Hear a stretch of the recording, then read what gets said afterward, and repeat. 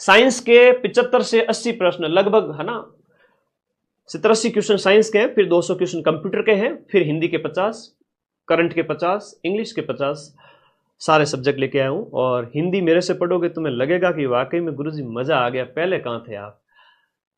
मुझे अपने आप पर इतना कॉन्फिडेंस है, भरोसा है कि मैंने ऐसी ऐसी चीजें यूज की है हिंदी के अंदर, तुम्हें सिर्फ एक फोटो देखते ही सारी हिंदी की संज्ञा समझ में आ जाएगी, समास समझ में आ जाएंगे, उपसर्ग प्रत्यय, सारी चीजें समझ में आ जाएगी। मजा नहीं आ जाए तो कह देना, टेंस को तो 5 मिनट में समझा दूंगा, ठीक है जी।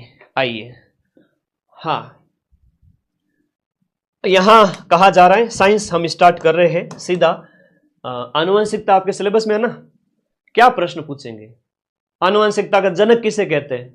ग्रेगर जॉन मेंडल को कहते हैं। मेंडल ने प्रयोग किस पे किया था? दूसरा प्रश्न ये, वॉइस क्लियर है? मेंडल ने, यहां कहा जा रहा है साइंस हम स्टार्ट कर रहे हैं, सही है बेटा। मेंडल ने प्रयोग किस पे किया था? मेंडल ने प्रयोग है वो मटर पे किया था। तो ये कई सारी चीजें हैं, हाँ, ये पूछा जाता है। हाँ जी, ओके, अगला देखिएगा।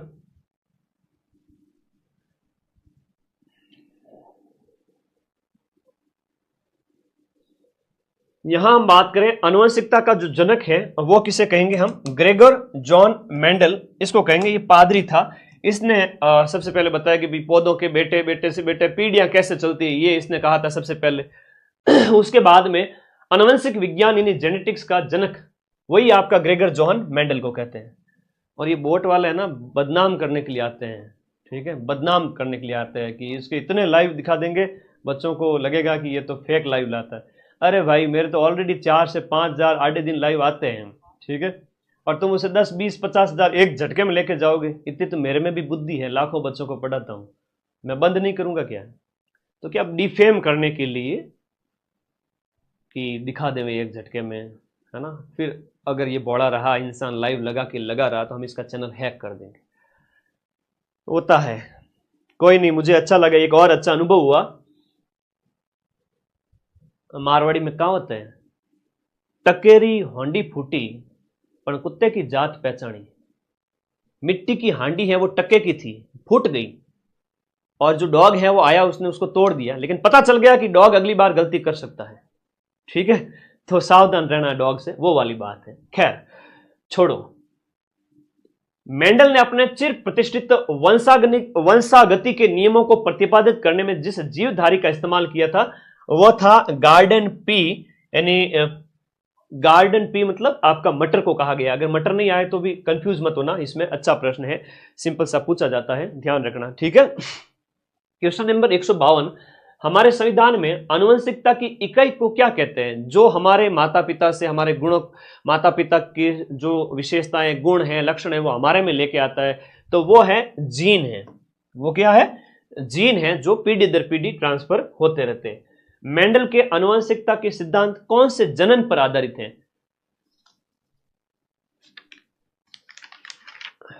मेंडल है वो आपके ये जो लैंगिक जनन की बात कहेंगे, इसमें कौन सा जनन है?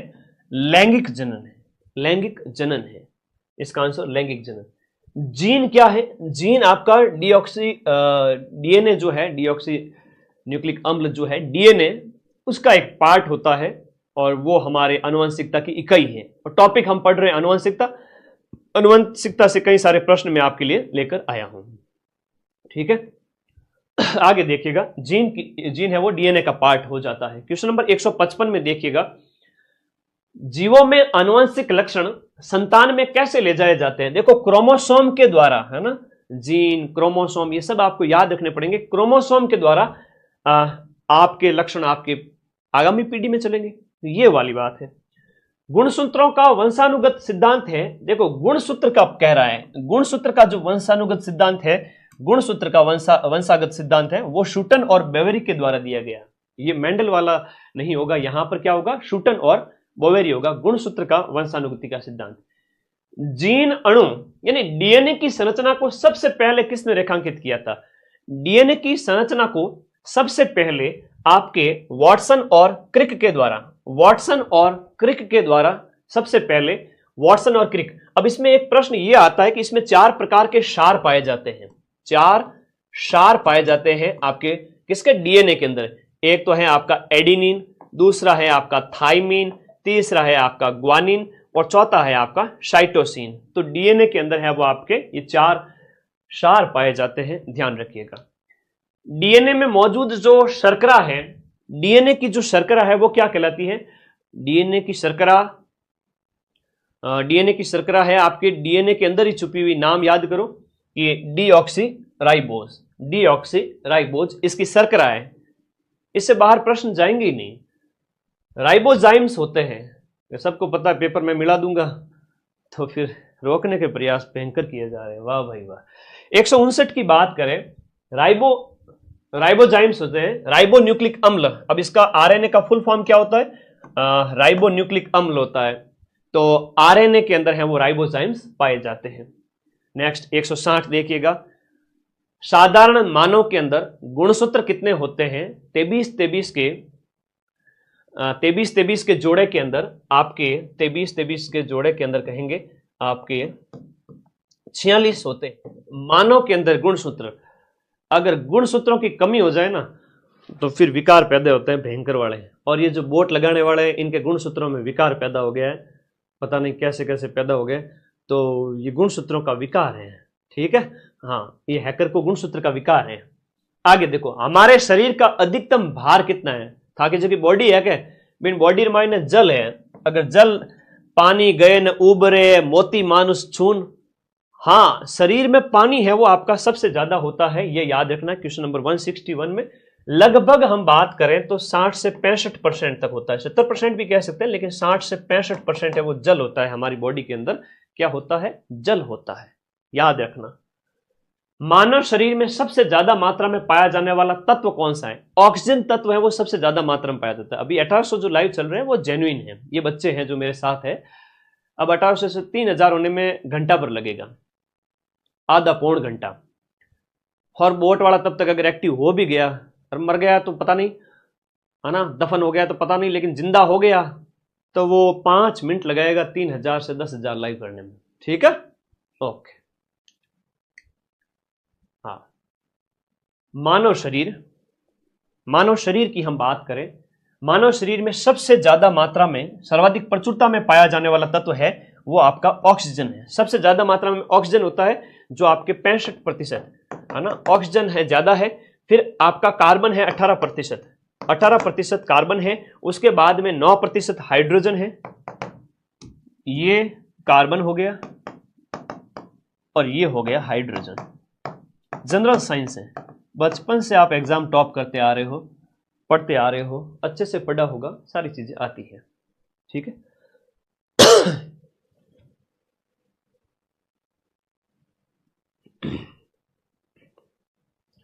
मानव कंकाल में देखो, मानव शरीर तंत्र, ये तुम्हारे सिलेबस में लाइन लिखी हुई है। हाँ, इससे भी सरल पेपर पटवारी के पेपर में आया था। एक बच्चे कमेंट था सरल पेपर आएगा क्या, इससे भी सरल पेपर पटवारी के पेपर में आया था। और इतने गलत करके आए बच्चे, इतने गलत करके आए, मैं कह रहा हूं कट ऑफ है वो आपके 75 से 80 लास्ट है 4000 पदों के लिए। 300 में से 75 से 80 लास्ट है, यानी कि 225 से 235, 230, 235, 36, 38, 37, 230, 35 लास्ट है। बड़े डॉट होशियार बनते थे बच्चे। क्या होता था जाके, ये तो आवे मन वही आवे यूं कर इतना गलत करना यार। मैथ करना, इंग्लिश करना, हिंदी करना, तुम्हारे कठिन आएगी मैथ, इंग्लिश, हिंदी।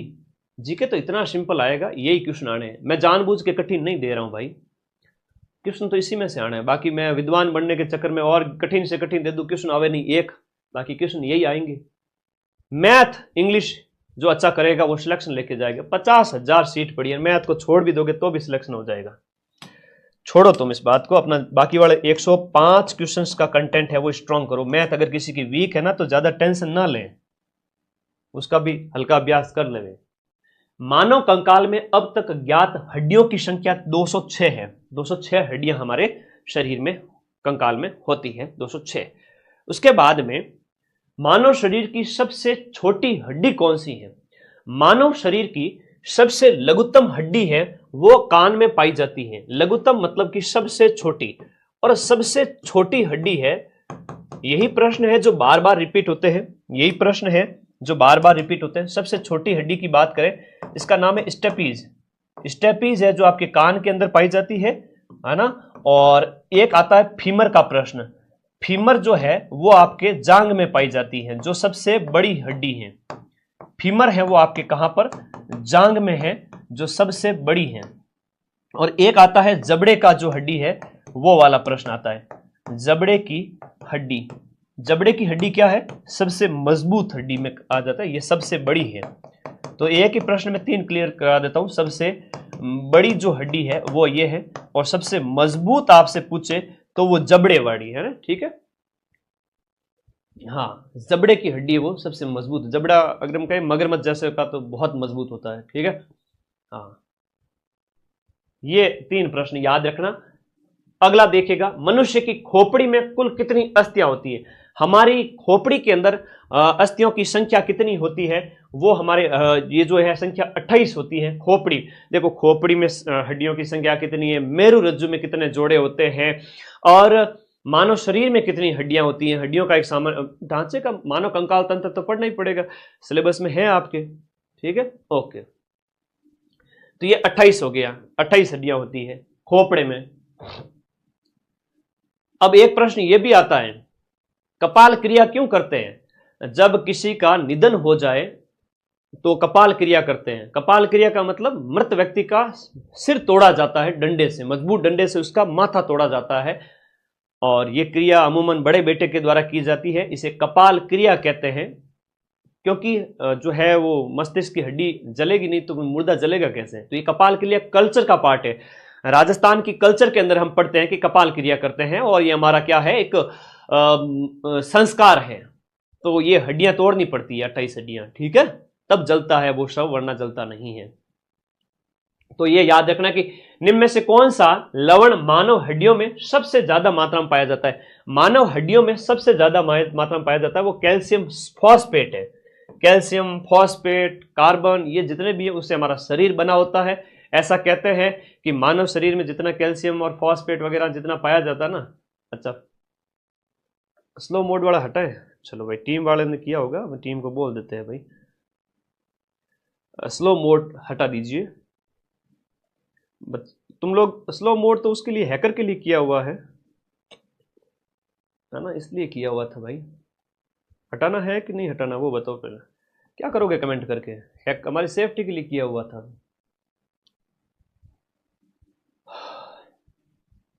कैल्शियम और कैल्शियम फॉस्फेट की हम यहां पर बात करेंगे क्वेश्चन नंबर 166 के अंदर। क्वेश्चन नंबर 167 जो है इसका आंसर करिएगा कि मनुष्य के शरीर में पसलियों के कितने जोड़े हैं।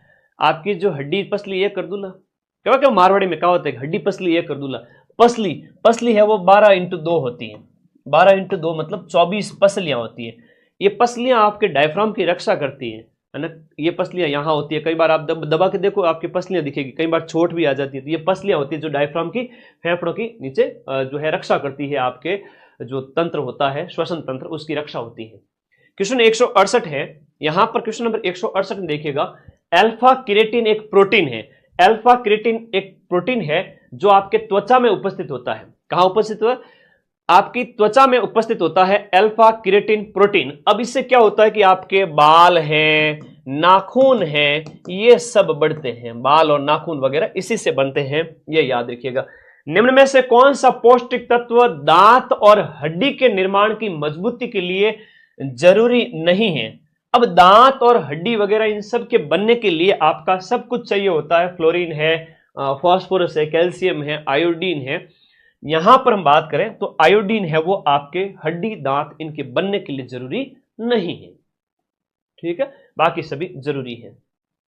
मानव शरीर में सबसे मजबूत मांसपेशी, हड्डी की बात की थी मैंने पीछे, मांसपेशियां कौन सी है, सबसे मजबूत मांसपेशी करना भाई इसको, मांसपेशी सबसे मजबूत मांसपेशी है, ठीक है ना। मजबूत हड्डी भी तो पैर की है, फीमर है, ठीक है। आगे देखिएगा, मानव शरीर में सबसे मजबूत मांसपेशियां कहां होती है? जबड़े के अंदर होती है मजबूत मांसपेशियां, क्योंकि पकड़ बनाने के लिए जरूरी है मगरमच्छ की तरह जबड़ा। मानव शरीर में पाचन का अधिकांश भाग, ये पूछा गया प्रश्न, अभी जस्ट पूछा गया था, जस्ट अभी पूछा अधीनस्थ बोर्ड ने। मानव शरीर में पाचन का ज्यादातर पार्ट जो है भोजन में से अवशोषण कर लिया जाए, कचरा फेंक दिया जाए आगे, तो छोटी आंत के अंदर हो ही जाता है। सारा पार्ट है वो आपके छोटी आंत के अंदर कंप्लीट हो जाता है। छोटी आंत करना, इसको क्या करोगे? छोटी आंत। ये प्रश्न अभी 10 दिन पहले पूछा है, अधीनस्थ बोर्ड ने पूछा था, ठीक है, अधीनस्थ बोर्ड ने पूछा था, ठीक है मेरे भाई, ओके।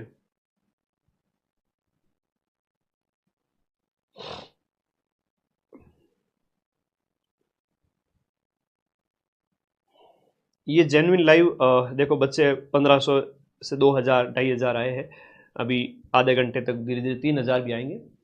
अपन अभी सेफ है, चल रहे हैं। छोटी आंत, उसको भी उसकी औकात पता चल गई कि भाई यहां पर कंगाली होने वाले हैं। मदन सर तो डरने वाला नहीं है। आ जाओ। एक प्रश्न ये है, कड़वाहट के लिए मानव जीभ का कौन सा संवेदनशील क्षेत्र है?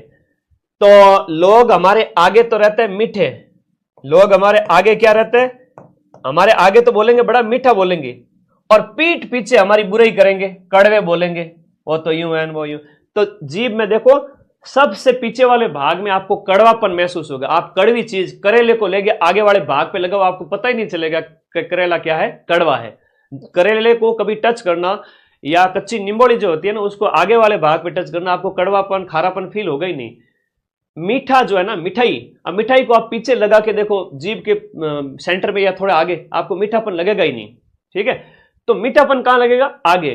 तो लोग है ना लकड़ोरा लाडा है, लोग हैं वो लकड़ोरे लाडे हैं, और अपर आगे तो रहे मीठा, अन अपर लारे करे हमारी बुराई, पीठ पीछे करते हैं हमारी बुराई, ठीक है। हाँ, पीठ पीछे करते हैं बुराई और आगे रहते हैं मीठे।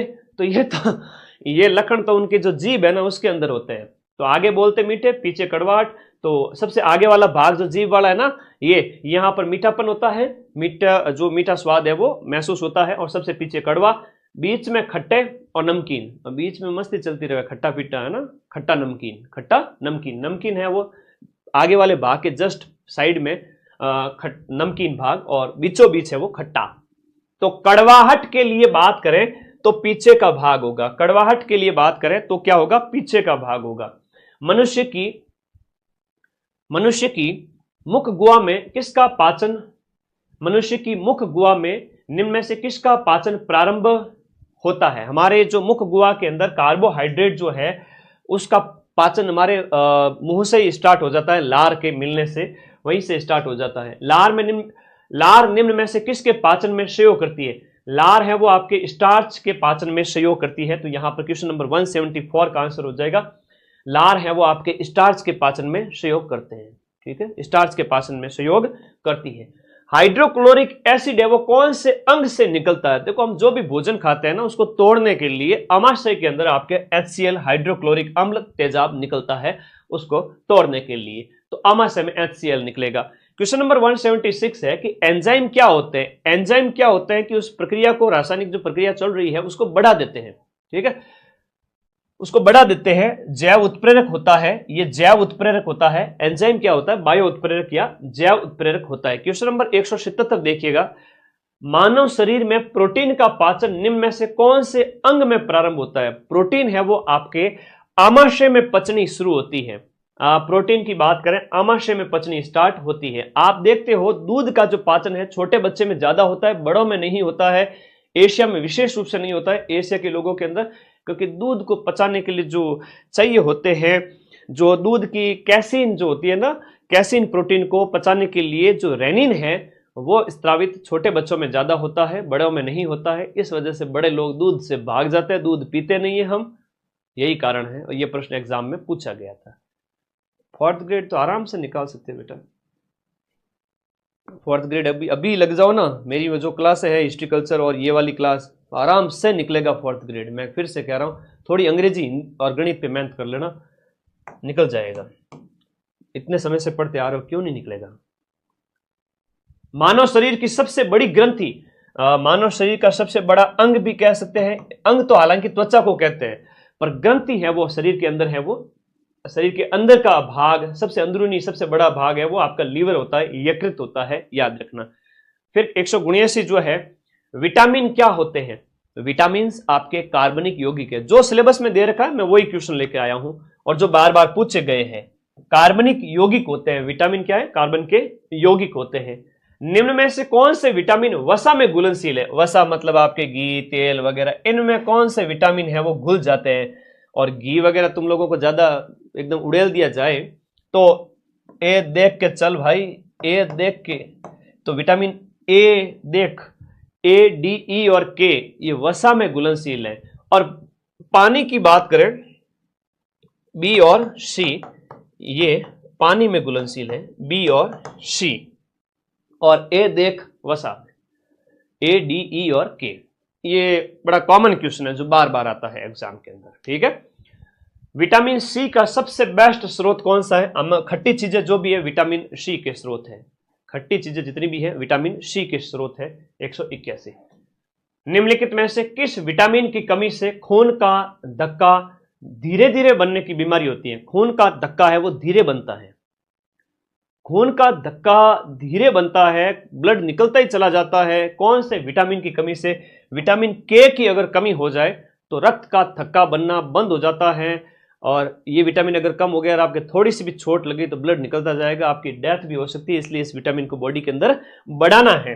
फिर आगे देखो, विटामिन डी की कमी से कौन सा रोग हो जाता है? विटामिन डी की कमी से आपका ये भी होता है, रिकेट्स भी होता है, और हड्डियां कमजोर हो जाती है। मान लो ऊंचाई से अगर कोई कूद गया तो उसकी हड्डी टूट जाएगी, तो ऑस्टियोपोरोसिस होता है जिसमें अस्थि भंगुरता कहते हैं, जिसको हड्डी कमजोर हो जाती है। और रिकेट्स है, ये भी हड्डियों का रोग है। तो ए और सी होता है, इसका आंसर ए और सी दोनों हैं, ठीक है। बाकी मैं एक फोटो लगा दूं, मैं वो फोटो लगा दूंगा जिसमें जितने भी विटामिन है उनकी कमी से होने वाले जो रोग है वो आपके बता दिए जाएंगे एक शॉर्ट फोटो के अंदर, ठीक है। ओके, अगला प्रश्न देखो रे। विटामिन की कमी वाला हो गया। विटामिन ए, बी, सी, ए से रतौंधी, बी से बेरीबेरी, सी से स्कर्वी, है ना, डी से रिकेट्स और ऑस्टियोपोरोसिस।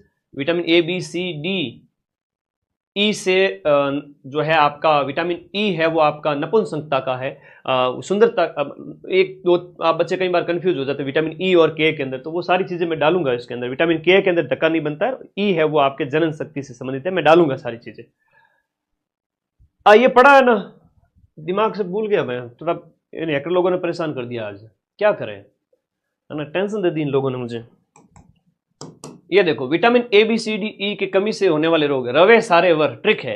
ए की कमी से रतौंधी, एग्जाम में पूछा जाता है। बी से बेरीबेरी, सी से स्कर्वी, डी से रिकेट्स और ऑस्टियोपोरोसिस, ये धूप से प्राप्त होता है। ई से बांझपन, है ना, नपुंसकता, बांझपन, है ना, जो ये आपको, या जनन शक्ति में कमी, रक्त का धक्का नहीं बनना के अंदर है। नेट पर सारी चीजें अवेलेबल है, हमने उसका सारा लिया है, खूब सारा। रतौंधी किसकी कमी के कारण होता है? रात में दिखाई नहीं देता है ना, रात रो आंधो न रतौंधो, ठीक है, एयर की कमी हो, गाजर वगैरह आने, फल फ्रूट खाओ। रतौंधी ए है, विटामिन ए की कमी से हो जाता है आपका रतौंधी हो जाता है। ए में 4 आएगा, 4 यहां पर है, ये सी ऑप्शन हो गया। ऐसे प्रश्न बहुत सरल होते हैं, इसलिए कहता हूं माइंड मैप की जो अपनी बुक है ना टेस्ट पेपर वाली, आज लेके आ जाओ मार्केट से। हैकर को उकसाओ ताकि वो आए और पैसे लगे, उसकी औकात पता चले उसको। हम तो बस 10 बार लाइव करने के लिए तैयार बैठे हैं, मैं रुकने वाला नहीं हूं, आज पूरे दिन लाइव चलूंगा। कितने पैसे तेरे पास लगा? इससे बढ़िया पूरे साल अगर देसी मूर्ख आदमी देसी घी ला के खाता है, इतने हजारों रुपए का, तेरा 7 पीढ़ी घी खा लेती इतने में। तो फालतू में दोबारा गलती नहीं करना ऐसी, ठीक है। मदन सर के क्या फर्क पड़े, बाल माँ का नहीं हो। रिकेट्स की हम बात करें तो विटामिन डी की कमी से होता है। स्कर्वी है विटामिन सी की कमी से, बेरी विटामिन B1 की कमी से। भोजन का एक प्रमुख अंग है, हम बात करें तो भोजन में कार्बोहाइड्रेट है, वसा है, प्रोटीन है, ये होना जरूरी है। स्टार्च, ग्लूकोज वगैरह ये भोजन के अंग नहीं है, याद रखिए। 186 के अंदर विटामिन जो दूध प्रोटीन को पचाने वाला एंजाइम कौन सा है? दूध प्रोटीन को पचाने वाला जो एंजाइम है रेनिन है, जो बच्चों में होता है, बड़ों में नहीं होता है। और इसी वजह से छोटे बच्चों में तो दूध का पाचन हो जाता है। जैसे जैसे हम बड़े होते जाते हैं, लखनऊ के लाडे, काम को न काज को दुश्मन अनाज के, हम इतने बड़े होते होते जाए, हमारे अंदर वो वो खत्म ही होने लग जाता है क्या, रेनिन। तो इस वजह से हम दूध पचा नहीं पाते। वहाँ गुरुजी मम्मी दूध को नहीं भावे, मम्मी मारती है थप्पड़, पी ले पी दूध, तो दूध रेनिन ही नहीं, बच्चे के कहाँ पिला रहे हो आप, उसे पचेगा भी नहीं। तो अभी माँ उड़े ले बेटा पचे वो करे उल्टी। तो बेटा चीज़ा ये ध्यान रखने लायक है। इसलिए एशिया वाले लोगों के अंदर तो विशेष रूप से ये नहीं पाया जाता, इसलिए वो दूध कम पीते हैं, दूध पचता नहीं है। कम पीते क्या मतलब पचता नहीं है। हाँ दूध प्रोडक्ट ठीक है, लेकिन दूध नहीं पचता है, दूध से दही नहीं बनता है, शरीर के अंदर जाते ही दूध फट जाता है, और उसका जो होता है ना एब्जॉर्ब करने की क्षमता, वो सिर्फ रेनिन एंजाइम की वजह से ही होता है, और रेनिन छोटे बच्चों में होता है। स्तनधारियों को क्या कहते हैं, कमेंट बॉक्स में बताओ फटाफट।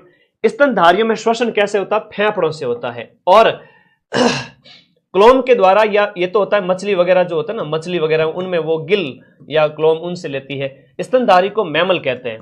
क्या कहते हैं, मैमल्स कहते हैं, स्तनधारियों को मैमल्स कहते हैं। एक स्वस्थ व्यक्ति का हृदय 1 मिनट में धक धक धक, हाँ ये जो है वो 72 बार धड़कता है। और एक प्रश्न एग्जाम में ये भी पूछा गया था कि हमारा जो हृदय है वो कब आराम करता है, तो दोनों जो धड़कनों की गति के बीच में, जिसे हम लब डब कहते हैं ना, लब डब जो ये ध्वनि होती है लब डब, और फेफड़ों को जैसे हृदय जो है ना कभी कमजोर हो जाए तो पेस मेकर लगाया जाता है। क्या लगाया जाता है, पेस मेकर लगाया जाता है। सामान्य बातें हैं, और सामान्य बातें 50,000 बच्चों को आएगी नहीं, इसीलिए मैं छोटी छोटी चीजें ज्ञान की बताता चला जाता हूं कि भाई यही प्रश्न आएगा। लब डब की आवाज आती है, पेस मेकर हृदय के लिए लगाया जाता है, और 72 धड़कनें होती है। और क्या बताऊं, 50,000 नौकरियां लगानी मुझे, कोई 4-5 हजार होती तो मैं, या 1000 पर नौकरी होती। आरएस का थानेदार का पेपर आएगा, उसमें देखना मैं कैसे टॉप लेवल के क्वेश्चन लेके आता हूं, और उसमें से भी क्वेश्चन मिला के दिखाऊंगा। क्या चिंता करते हो, पेपर अपने दिमाग में ऑलरेडी है, 4th ग्रेड का पूरा पेपर है, ठीक है अपने पास है ना, मेहनत करो सब मिल जाएगा। हृदय में कितने कक्ष होते हैं, हृदय में जो है आपके, हम बात करें जो आपका हार्ट एक, जैसे आपकी जो मुट्ठी है ना इतना सही होता है। हार्ट के अंदर क्या होता है कि आपके जो दो ऊपर 4, ये देखो हृदय में 4 भाग होते हैं, आलिंद होते हैं, देखो इसके अंदर होते हैं 2 तो आलिंद होते हैं, ऊपर ये भी आलिंद, और नीचे 2 निलय होते हैं, ठीक है आलिंद और निलय होते हैं। एक स्वस्थ व्यक्ति की हम बात करें, उस मनुष्य के खून का कुल परिमाप कितना होता है, एक यंग स्वस्थ व्यक्ति अगर कोई है, उसका जो ब्लड है टोटल कितना होगा, यह पूछा गया है कि कम से कम आपका जो है 5 से 6 लीटर खून होता है, जो हमारी बॉडी का 7 से 8% होता है। 7 to 8% हमारी बॉडी का होता है टोटल, 5 से 6 लीटर खून आपकी बॉडी के अंदर, जगह जगह खून कितना है 5 से 6, ठीक है ओके। खून में लाल रंग किस वजह से होता है, खून में लाल रंग है वो आपका हीमोग्लोबिन की वजह से। किसकी वजह से, इसका जो लाल रंग है वो आपका किसकी वजह से, हीमोग्लोबिन की वजह से। हीमोग्लोबिन वर्णक की वजह से लाल रंग दिखाई देता है ना। हरित लवक है तो वो पत्तियों का हरा रंग दिखता है, पेड़ पौधों का हरा रंग दिखता है। हमारा खून का जो लाल रंग है वो हीमोग्लोबिन की वजह से होता है, ये याद रखना। 193वां क्वेश्चन देखो रे, रक्त समूह की खोज किसने की, सिलेबस में है थारे। रक्त समूह की खोज है वो आपके कॉल लैंडस्टीनर ने की थी सन 1900 के अंदर। कब की थी, लैंडस्टीनर ने 1900 के अंदर की थी, सन 1900 ईस्वी के अंदर की थी। और इसने ए बी और ओ, ये आपके यहां पर 4 रक्त समूह की खोज की थी, ठीक है 4 रक्त समूह की खोज इन्होंने की थी। बाद में इन्होंने एक RH फैक्टर भी ढूंढा था, ठीक है RH फैक्टर भी ढूंढा था। RH फैक्टर मानव ब्लड से संबंधित, ये रीसस बंदर के अंदर खोजा था। किसमें, रीसस बंदर में। तो ये कार्ल लैंडस्टीनर थे भाई, कार्ल लैंडस्टीनर। मानव रक्तदान के लिए कौन सा रक्त समूह है वो सार्वजनिक दाता है, सभी को खून दे सकता है, यूनिवर्सल डोनर जिसे कहते हैं। और ये ले जाओ, मेरे पास तो फैक्ट्री लगी है, अरे ओ पधारो, दूर से बुलाता है तो जाने का, ओ समूह है। ए बी है वो सर्वग्राही है, ये सभी से ले सकता है, है ना, और मांग तो ही रहे सारे दिन, मजे भी दे दो, है ना, मतलब सबका ले लेगा, ये बी का भी ले लेगा, ए का भी ले लेगा, ए बी का भी ले लेगा। ए बी है वो सर्वग्राही है, सार्वभौमिक स्वीकारी जिसे कहते हैं या सर्वग्राही जिसे कहते हैं, वह सर्वग्राही कौन सा हो गया, ए बी ग्रुप वाला है, वो सबसे ब्लड ले सकता है और ओ सबको दे सकता है। मानव के मूत्र का रंग है वो पीला क्यों होता है, तो कुछ ना कुछ वर्णक पाया जाएगा, इस वजह से होगा। जैसे हीमोग्लोबिन की बात की तो वो ब्लड के अंदर बात करी, यहां पर यूरोक्रोम वर्णक है, इस वजह से आपके मूत्र का रंग है वो आपके कैसा होता है, पीले कलर का होता है। आगे देखिएगा, मनुष्य शरीर में खून की शुद्धिकरण की प्रक्रिया को डायलिसिस कहते हैं। कई बार खून है वो बार बार सड़ता रहता है, विशेष रूप से ब्लड कैंसर वगैरह में, तो डायलिसिस की प्रोसेस होती है, तो कहते हैं कि भाई उसका डायलिसिस चल रहा है, पूरा खून है वो चढ़ाया जाता है, तो खून की शुद्धिकरण करना वगैरह ये प्रोसेस डायलिसिस कहलाती है, डायलिसिस कहलाती है। अगला देखिएगा, यूरिया किसके द्वारा, यूरिया है वो किसके द्वारा अलग किया जाता है, यूरिया जो है आपका गुर्दा है ना, जो वृक्क होते हैं, है ना, 2 वृक्क होते हैं। बाकी मैं राहुल सर की एक अलग से क्लास लगाऊंगा, हालांकि 4th ग्रेड में इतनी आवश्यकता तो नहीं है, बहुत सामान्य से साइंस आएगी। मैं राहुल सर को बोलूंगा 3-4 घंटे के अंदर अंदर सब करा दें, 200-300 क्वेश्चन साइंस के सामान्य क्वेश्चन, ठीक है। बाकी यही क्वेश्चन आ रहे हैं, कोई दिक्कत वाली बात नहीं, सेम टू सेम। वृक्क है वो आपका जो इसके लिए, यकृत अलग है ना, लीवर अलग है, ये किडनी होती है, गुर्दे हैं वो आपके किडनी होती है, ठीक है।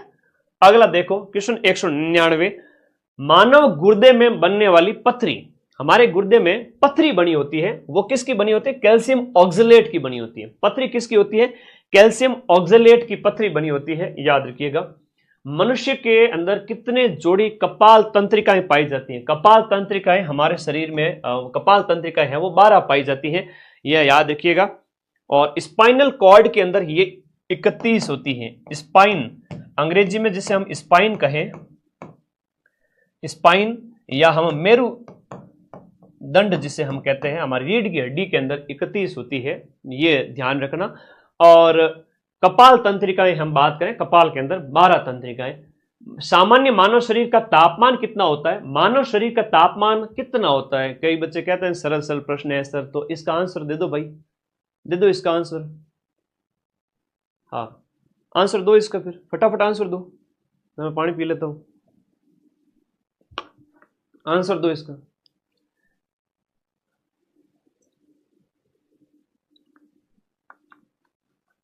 अच्छा बहुत बढ़िया, सेकंड रैंक के साथ में आपका चयन हुआ है 2nd ग्रेड संस्कृत शिक्षा विभाग में। चलो आइए, आपने मेहनत की, हमारी कक्षाएं आपके काम आई, उतना हम आप लोगों ने मेहनत की। कक्षाएं तो हम लाखों बच्चों को देते हैं, लेकिन जो मेहनत करेगा वो सिलेक्ट होगा।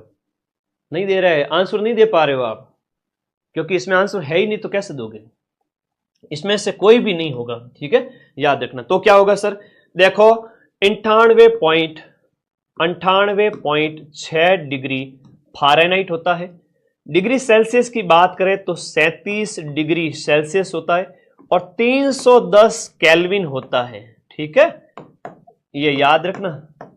बच के गुरुजी पेपर तो सरल कणवावे एग्जाम हॉल में बैठे तब तो सरल पेपर होता है, एग्जाम हॉल से बाहर निकलते हैं तब 5 प्रश्न गलत होते हैं, फिर बस में बैठते हैं 5 प्रश्न और गलत होते हैं, फिर हमारी आंसर की देखते हैं तो कहते हैं गुरुजी ये तो रियलिटी तो अब जाके पता चली और गलत हो गए। तो कदे भी ज्यादा खुश नहीं होना। दुखेश्वनु द्विग्न मना सुखेशु विगत स्प्र वितराग भय क्रोध स्थित धीर मुनि रुच्यते। गीता में कहा गया है कि दुखेश्वनु द्विग्न मना, दुख में मन को द्विग्न नहीं करना चाहिए, तो है ना, बीमार टाइप नहीं करना चाहिए।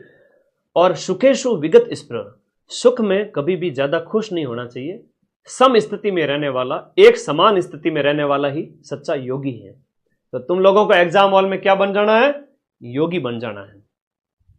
तो इसमें से कोई नहीं होगा 98, इसीलिए तो देखो एग्जामिनर तुम्हारे साथ खेलता है ना। 98.6 है फ़ारेनहाइट, केल्विन सब मैं बता दिया, अब भूलोगे तो नहीं ना, हाँ सीधे सीधे प्रश्न आएंगे। फिर अगला देखिएगा यहां पर, अगला प्रश्न, मनुष्य के शरीर का तापमान है वो 37 डिग्री सेंटीग्रेड होता है। अब 98 से काम नहीं चले, 98.6 होता है, ठीक है। मानव मस्तिष्क में निम्नलिखित भागों में से कौन सा एक निगरण और उल्टी का नियमन, निगलना उल्टी करना, इनसे नियमित है, तो वो आपका मेडुला ऑब्लोगेटा होता है। और मेडुला ऑब्लोगेटा जो है वो आपके मस्तिष्क में पाया जाता है। मेडुला ऑब्लोगेटा की वजह से ये उल्टी वगैरह ये सारी क्रियाएं हैं वो नियंत्रित होती हैं। जनन ग्रंथि है वह हम बात करें किससे संबंधित हो जाएगी, जनन ग्रंथि प्रोजेस्टेरॉन है। पीयूष ग्रंथि की हम बात करें, पीयूष ग्रंथि एक वृद्धि हार्मोन है जिसे मास्टर ग्रंथि कहते हैं। व्यक्ति की लंबाई वगैरह सब इसी से डिसाइड होती है, या तो बड़ा हो जाएगा खली जैसा लंबा या फिर रह जाएगा छोटा सा। अग्नाशय की हम बात करें तो अग्नाशय से इंसुलिन स्रावित होता है और इसकी कमी से है वो आपका मधुमेह हो जाता है। अधिवृक्क की बात करें तो कार्टिजोल होगा, सीधा सा आंसर है, तो सी आंसर इसमें सही है, याद रखना है। ए के सामने 2 आ रहा है, बी के सामने 3 आ रहा है, 3 के सामने 1 आ रहा है। मानव हार्मोन इंसुलिन कहां से निकलता है, मानव हार्मोन अगर हम बात करें इंसुलिन की, अग्नाशय की जो बीटा कोशिकाएं हैं वहां से निकलता है। कौन सा हार्मोन लड़ो और भागो, फाइट और फ्लिट, ये है जो आपका एड्रेनलिन हार्मोन है ना, एड्रेनलिन हार्मोन है, वहां ये आपका वो हार्मोन है, एड्रेनलिन कहलाता है 206 के अंदर बी। निम्नलिखित हार्मोनों में से कौन सा एक स्त्री मतलब आपका स्त्रीलिंग हार्मोन है, महिलाओं में स्रावित होता है, जो महिलाओं होने का लक्षण है, तो एस्ट्रोजन और प्रोजेस्टेरॉन ये महिलाओं के हार्मोन है। टेस्टोस्टेरोन है वो आपका किसका है, पुरुष का है। मेल बनने के लिए टेस्टोस्टेरोन चाहिए, और जो मेरे बोट लगा के गए ना उसमें टेस्टोस्टेरोन की कमी थी, इसलिए वो ऐसी शिखंडी जैसी हरकतें कर रहा है। क्या कर रहा है, शिखंडी जैसी हरकतें, जिसमें टेस्टोस्टेरोन की कमी होगी ना वही करेगा। कि भीष्म को मारने के लिए शिखंडी का सहारा लेना पड़ा, शिखंडी को आगे खड़ा किया फिर बाण चलाए गए, वरना तो भीष्म मरते नहीं। जब लोग आपको हरा नहीं सकते तो सिर्फ एक ही चीज बचती है, और वो है चाल चलना, धोखा देना, है ना, आपको नुकसान पहुंचाना। सामने तो आ नहीं सकते, पीठ पीछे वार करना, ये उनकी कमी की वजह से ऐसे लोग होते हैं। ये एस्ट्रोजन और प्रोजेस्टेरॉन और वो सुन रहा होगा तो बड़ा शर्म के मारे सिर झुका रहा होगा कि गुरुजी ने आज तो मुझे लपेट दिया, क्योंकि बेटे तुम्हारी हरकतें ही टेस्टोस्टेरोन की कमी वाली लग रही है। ठीक है, हरकतें ही वही लग रही है, क्या करें। आगे देखो, महिला हार, ये ध्यान रखना पुरुष महिला। निमोनिया एक संक्रमण है, निमोनिया एक बीमारी है, फेफड़ों की बीमारी है। एनीमिया है तो खून की कमी होता है। अब मैं रोगों की ट्रिक, रोग लगाए नहीं क्या मैंने, अरे भाई हाँ लगाए सारे रोग लगाए मैंने, है ना, रोग तो इसमें पूरे लगाए हुए हैं। एक ये पढ़ के चले जाओ, नंबर पक्का है, चिंता ही मत करो, रोग सारे लगाए हुए मैंने। अगला देखिएगा यहां पर कि निम्न में से एक जो पानी के प्रदूषण की वजह से नहीं फैलता है, पानी की प्रदूषण की वजह से आपका कौन सा नहीं फैलता है। हम बात करें टाइफाइड है, हेपेटाइटिस बी है, पीलिया है, हैजा है, तो पानी की प्रदूषण की वजह से, पानी के प्रदूषण की वजह से आपका हेपेटाइटिस नहीं फैलता। हेपेटाइटिस आपका जो है आपका वायरस जनित होता है, ये पानी की कमी से नहीं है। पानी वाले सारे के सारे, हालांकि पीलिया भी उसका है वायरस का ही है, लेकिन हेपेटाइटिस बी है वो इसका आंसर, ये पानी के प्रदूषण की वजह से नहीं फैलता है। 209 के अंदर आंसर क्या हो जाएगा, बी हो जाएगा। निम्न में से कौन से रोग का कारक आपका बैक्टीरिया या जीवाणु नहीं होता है। देखो एड्स है तो वायरस जनित रोग है, HIV वायरस से फैलता है। ह्यूमन इम्यूनो वायरस, तो ह्यूमन इम्यूनो वायरस जो है इससे फैलता है, और वायरस का कभी कोई इलाज नहीं होता, और ये हैकर भी वायरस था, ठीक है, इसका कोई इलाज नहीं है, पकड़ नहीं सकते कहां है वो। ठीक है, आगे याद रखो।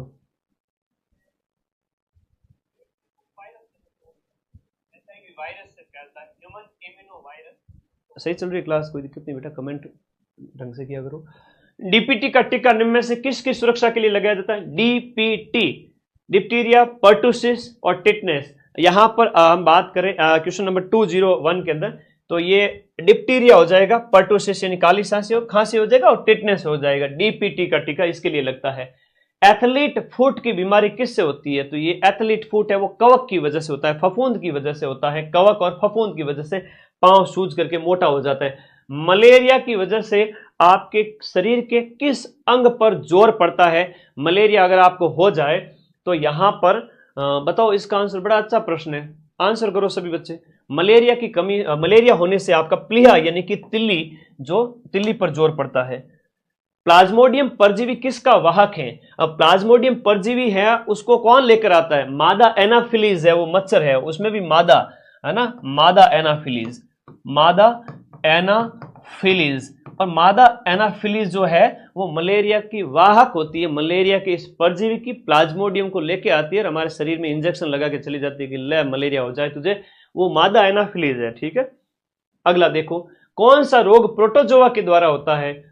प्रोटोजोआ परजीवी, परजीवी प्रोटोजोआ की बात करें तो जॉन्डिस वगैरह तो मतलब पीलिया होता है ना, कॉलेरा वगैरह हैजा होता है, ये सब आपकी वायरस हो गया, पोलियो हो गया, वो जॉन्डिस मतलब जॉन्डिस मतलब पीलिया होता है। ठीक है, जॉन्डिस मतलब पीलिया होता है, पीलिया अलग है और पोलियो अलग है। तो कोलेरा हैजा हो गया, तो मलेरिया आपका क्या है? परजीवी, इससे होता है परजीवी। परजीवी या प्रोटोजोआ एक ही है। पीलिया से कौन सा अंग प्रभावित होता है? Question number 216। पीलिया में क्या होता है कि आपका यकृत की, लिखेगा बिलीरुबिन जो है, रक्त खून से, हमारे खून से बिलीरुबिन, बिलीरुबिन का खून से अवशोषण बंद हो जाता है यहां पर, और पीला वर्णक फैल जाए, उस वजह से पूरा शरीर पीला दिखाई देता है, ये इसके लिए जिम्मेदार होता है। ठीक है, तो बिलीरुबिन यहां पर इसका आंसर हो गया, पीलिया। अब ये देखो, साइंस पूरी हो जाती है, और साइंस पूरी होने के साथ में मानव रोग की हम बात करें, और मानव रोग के जो प्रश्न है वो मैं लेके आया हूं, मानव रोग की एक शॉर्ट ट्रिक के साथ में, ताकि क्या है कि बच्चे अगर देख लेवे ना तो उन्हें मानव रोग है वो आसानी से याद हो जाए। ठीक है, मानव रोग उन्हें आसानी से याद हो जाए, इसलिए ये बहुत जरूरी है। आगे देखिएगा,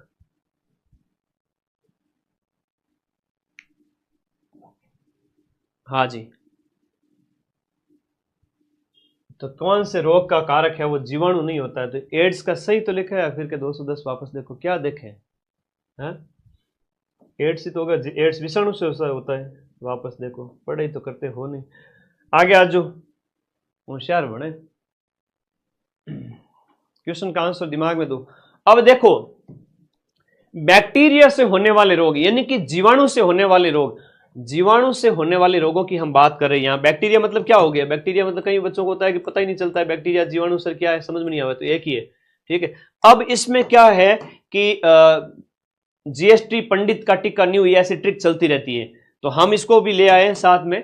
तो गोनेरिया है, सिफिलिस है, टाइफाइड है, प्लेग है, डिप्थीरिया है, तपेदिक है, टिटनेस है, निमोनिया है, हैजा है, मोती जरा है, मोती जरा, डायरिया है ना, डायरिया, दस्त लगना, कुष्ठ रोग है, डिप्थीरिया है, सिफिलिस, बोटेलिज्म है, बोटेलिज्म हो गया, बोटेलिज्म, न्यूमोनिया है, गोनेरिया हो गया, ये सारी बीमारियां। रेखा हमें हिट करके पीछे छोड़ दी, ये किसकी ट्रिक है सर? अरे ये ट्रिक है विषाणु यानी वायरस की। रेखा से हो गया रेबीज, ख से खसरा, ह से हर्पीज, हर्पीज भी एक वायरस जनित जननांग रोग होता है, और मेनिंजाइटिस मस्तिष्क बुखार होता है, हेपेटाइटिस वायरस है, ट्रेकोमा आंख की बीमारी है, पोलियो हो गया, एड्स, चेचक और छोटी माता छोड़ गई, ड से डेंगू, और गलसौंद और इन्फ्लुएंजा, जो ये इसके जिम्मेदार है। प्रोटोजोआ से होने वाले रोग है कि जो परजीवी या प्रोटोजोआ से, ट्रिक है कि पापा काम पे सोते हैं, प से प्रोटोजोआ, तो पायरिया है, कालाजार है, और मलेरिया इसमें तुमसे पूछते हैं, याद रखना। आनुवंशिक रोगों में वही क्लिप वही डांट, तो ट्रिक ऐसी बनाई हुई है, वह से वर्णांता, haemophilia, Klinefelter, Patau syndrome, Down syndrome, Turner syndrome, ये सारी चीजें याद रखना। कवक एक गंदा खाद है, तो कवक से होने वाले रोगों में किसी के बाल झड़ जाए, गंजापन है, एक्जिमा है, दाद, खाज, खुजली और दमा, ये सब उसके लिए जिम्मेदार होते हैं। तो अब हम